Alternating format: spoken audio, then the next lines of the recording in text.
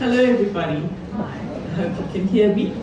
I'm Gail, as you heard, and tonight I'm going to be welcoming Penny Haw, my friend, my buddy in the writing tribe.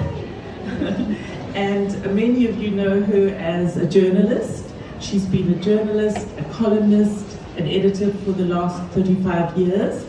And she has quite a resume. She's written for the Sunday Times, the Sunday Independent, so many, Financial Mail, Weekender, and she also had her own sports magazine at some stage. So she's really quite a hotshot in the journalism world.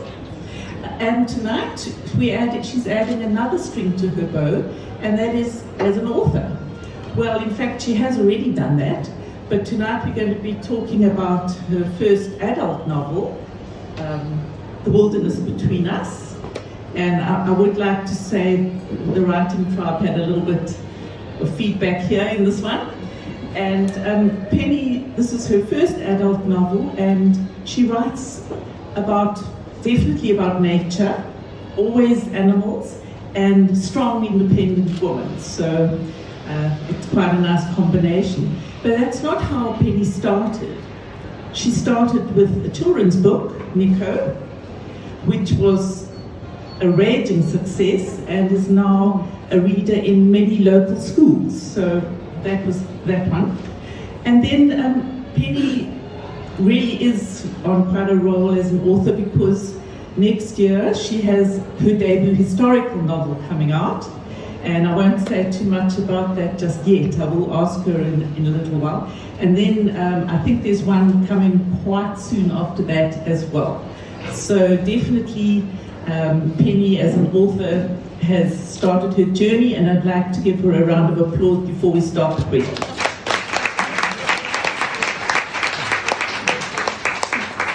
So I'm going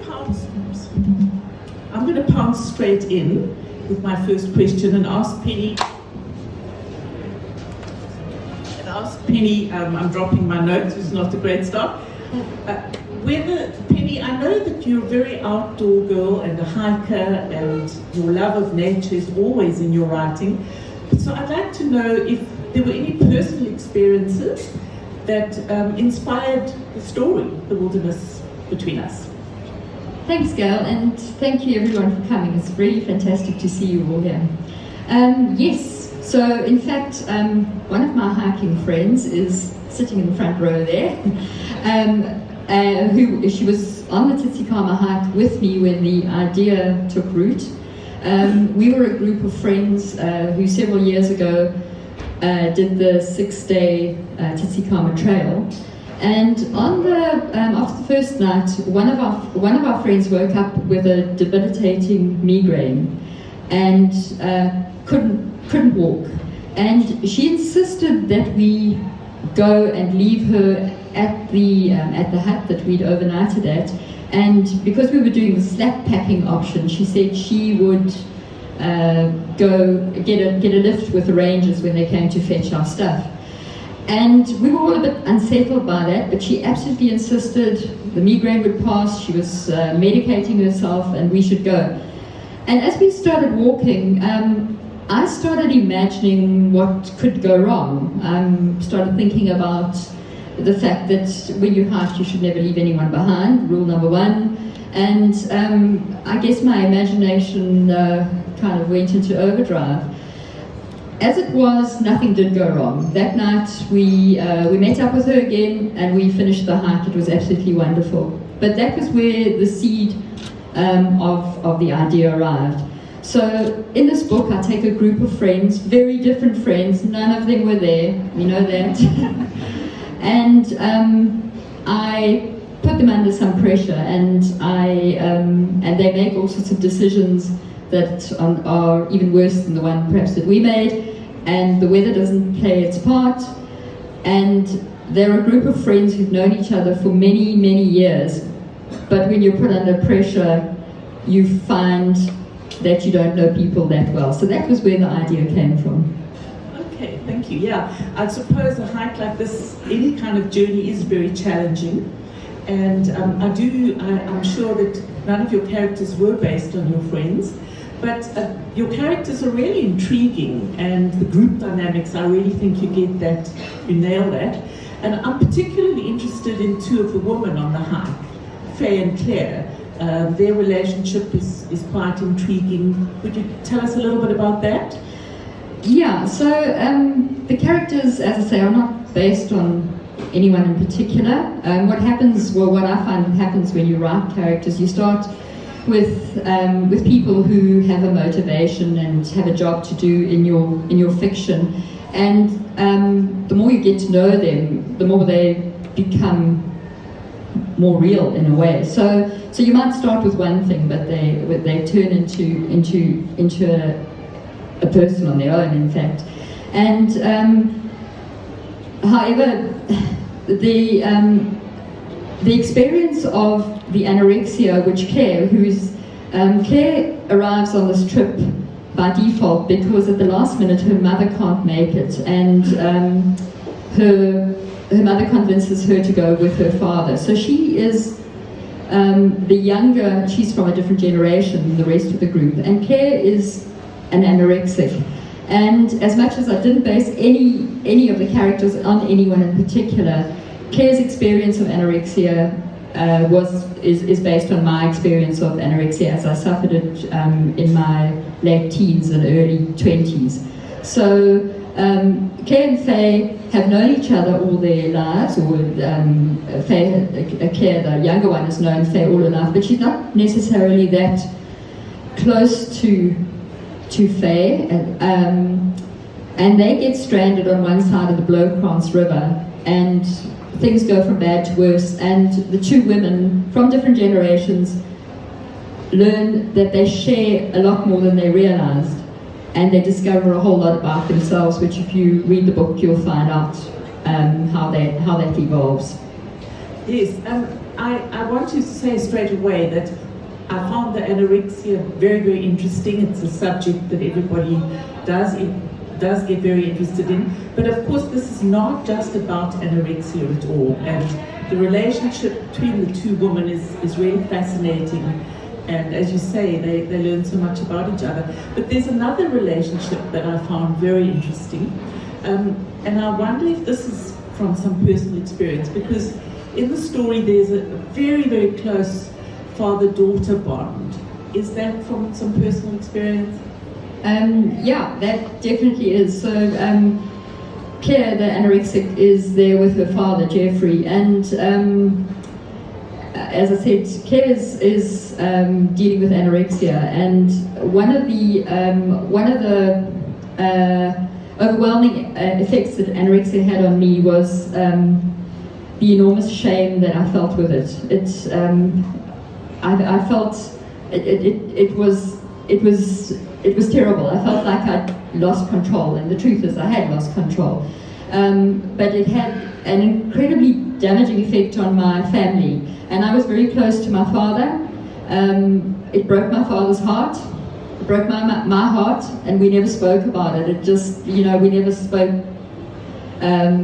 openly about it. And I think that writing the book, I guess I realized by the time I finished it that in a way it was my fantasy relationship with my father that I would have been able to apologize for all the hurt that I brought him. And as I say, he died without us ever having that conversation. So I hope wherever he is, he's reading the book. Okay, so I was right in the middle of this, and the tension's building hugely in the book, and there's really quite a lot of drama going on, and suddenly there's a really funny scene with Faye and some wild pigs. So I'd like to know if that's from personal experience and what inspired that scene. I really laughed out loud. Yeah, wild pigs. Well, they're pigs in the story. They're baboons. They're leopards. That's why I've got this leopard scarf on. They're birds, and as Eloise will say, many more animals and creatures than we actually saw on the hike, but they're in my fiction. The pigs, well, as my friends in my writing group will attest, I have the most fun writing about animals. So the one objective I had with writing the story is that it's, although it deals with some heavy stuff like anorexia and coercive control and gaslighting and finding out your friends aren't quite who you thought they were, I wanted it to be playful as well, and I think the animals bring the playfulness in, and certainly from a writing point of view, I have the most fun writing about animals and birds and plants, and so that was the function of the pigs. But to answer your question, I've never been surrounded by a bunch of wild pigs, no. Well, as Penny admits, in the writing tribe, we all know that there will be an animal, and it's definitely a dog in every story, and we look for them. But Penny is a real nature lover. I know you're a great hiker, you're a great nature lover, and that comes across very strongly in all her writing, and particularly in the wilderness, and also particularly the Tsitsikamma area. Can you talk about that a little bit, please? Yeah. Well, anyone who's been to the Tsitsikamma knows just what a beautiful spot it is. I mean, this country is full of beautiful spots, but there's something really unique about that area with its mountains and its trees in particular, the size of the trees, the forests, the rivers, the amazing fern groves. I mean, it really is a beautiful, beautiful part of the country.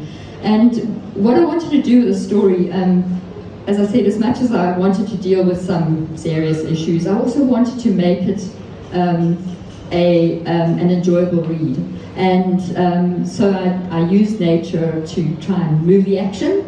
I also wanted to look at the healing power of nature, which is really a strong theme in the story.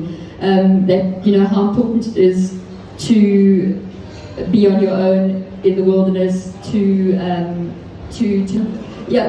all of those important things about how when you're alone in the wilderness, you think differently, you see yourself differently, you remember how small you are in the world, you realize that not everything can be controlled by apps and spreadsheets. You know, if it's going to flood, if the river's going to flood, the rivers are going to flood. I wanted to look at that, and I wanted to remind us about that aspect. Throughout the story, as you can hear, it's a lot about nature, and we definitely get the feeling, or I got the feeling of this interconnectedness. We're all very connected with each other and with nature. And Penny does an interesting thing. You do an interesting thing of juxtaposing the internal and the external dramas. Can you tell us a little bit about that? Was that done very purposefully? Yeah, I guess. I mean, the thing is that I really wanted this to be a gripping story. I wanted readers to read one chapter and go, oh my word, what's going to happen next? So with the drama, with the weather, and with what happens to the hikers, these things are playing side by side. But there's also the sense of being able to use nature to help, which happens in the case of Faye and Claire, who are found themselves unable to move because of an injury, and they have to make a shelter in the forest. And Faye, who was or didn't realize that she was as capable as she is, has to use nature and appreciate nature to survive. So yeah, that's interconnectedness. It's what I was saying earlier, that, you know, we live such artificial lives in a sense. You know, we always have light.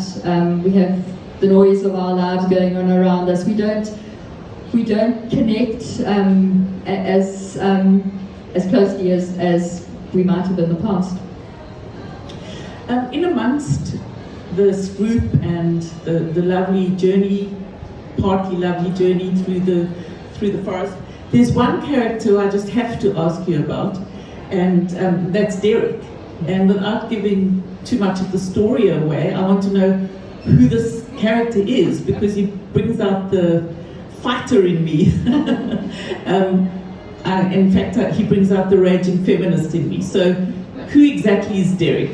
Okay, so Derek is that guy. I think we all know one, or know parts of one that make up one like that. Derek's that guy who maybe when he was young, he needed to be cosseted, and he never grew up, and he never realized that actually that was a privilege that he didn't deserve for his entire life. He's that guy who never learned humility. He's that guy who never heard anyone say no, because if he didn't want to hear it, it wasn't there. He's that guy who so seldom shows his vulnerability that very, very few people know that he is vulnerable in some senses. And that's Derek. And Derek is named for a man who made me very, very angry many years ago, which just underscores the theory that if you enrage an author, they will seek their revenge somehow. So I don't have to tell you what happens to Derek, but he deserved it. Okay, and I'm sure that, I'm sure all of us know a Derek, or some kind of Derek. The audience, I'm pretty sure, are interested, as I was, in who your readership would be. Is this a woman's story, or is it something that would appeal to men as well? How would you put it? No, all the men in the audience should buy a copy. I've had some really nice reviews and comments from men. There's rugby in it. There's an almighty river crossing. One of the nicest comments I've had about the book is that it's a page turner with heart. And as I said, even though it deals with some important issues, I mean, guys are interested in important issues, let's face it. I think that it's for everyone, and I hope that everyone enjoys it.